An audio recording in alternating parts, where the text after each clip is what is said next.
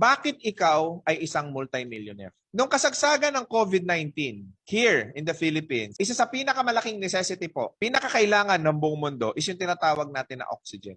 Ang rate ng oxygen nung kasagsagan is 1,000 per hour. Yung hininga natin, yung oxygen. Sa kada oras, 1,000 kada oras, 24 hours a day, meron kang 24,000 a day na regalo sa iyo ng Diyos araw-araw. Multiply it by 30, that is equivalent of 720,000 pesos dahil nakakahinga ka ngayon sa loob ng isang buwan. And that is 8.6 million sa loob ng isang taon. Ng buong 2020 at 2021, buhay ka ngayon. Regalo sa iyo ng Diyos yung 8.6 million per year. So kung nabubuhay ka ngayon ng 30 years old, alam mo ba na 259,200,000